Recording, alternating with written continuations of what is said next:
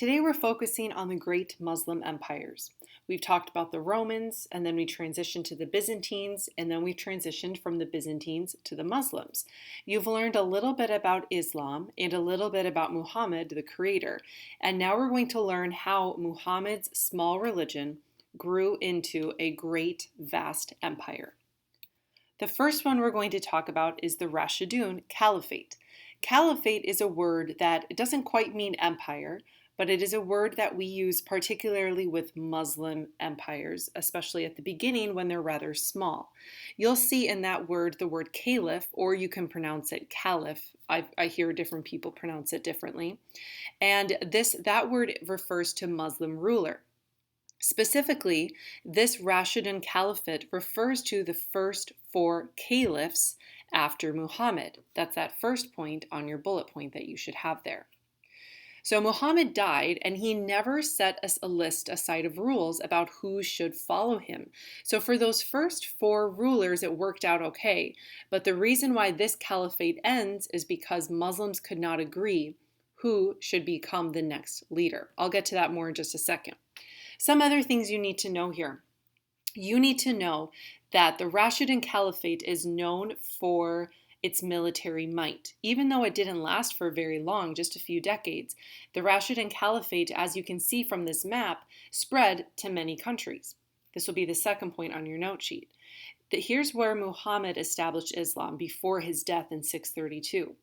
The Rashidun Caliphate, those next four caliphs that ruled after Muhammad, spread into Egypt, Libya, Iraq, Syria, Turkey, Iran, parts of Afghanistan, and some other countries here. You can go ahead and put 3 or 4 of those down. Another word you see up here on my screen is the word sunnah. That word is referring to the traditions that Muhammad established while he was living. So for some things are not written down, many things in fact that Muslims follow are not written in their holy book, the Quran. There are a lot of other rules that Muslims follow that they simply follow just because Muhammad lived like that.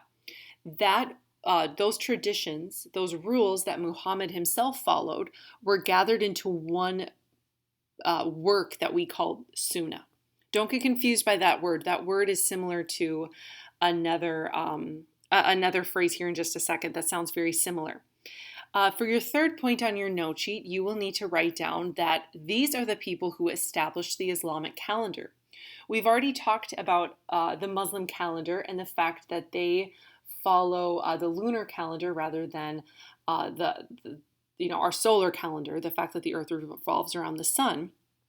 And we mentioned briefly that when Muhammad traveled from Mecca to Medina, also called Yathrib, that first year in 622, that became year 1 of the Islamic calendar. That was developed during this time period, 632 to 661. Now, what is really important to know about this particular time period is the split among Muslims, which still is very important today.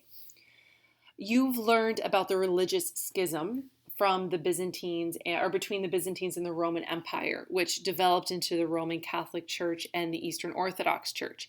This is similar. However, there's really only one big question that broke up the Muslim group. And that question is, who should be our rightful leader? Their last leader of the Caliphate, Uthman, was assassinated, and they could not agree on who was to be their next leader.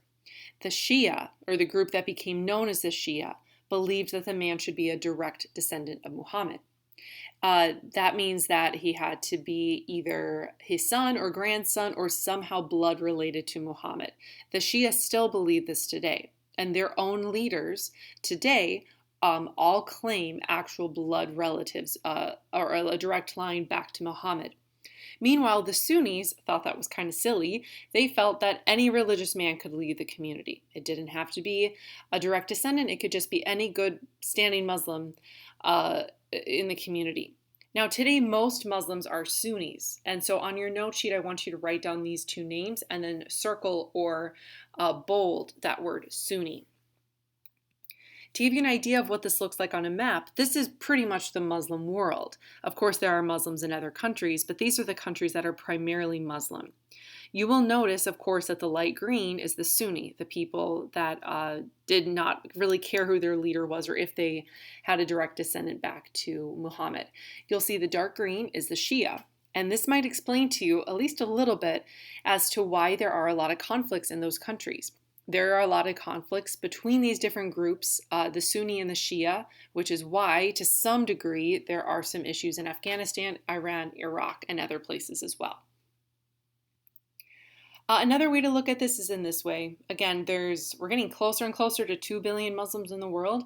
85% of them are Sunni and 15% are Shia.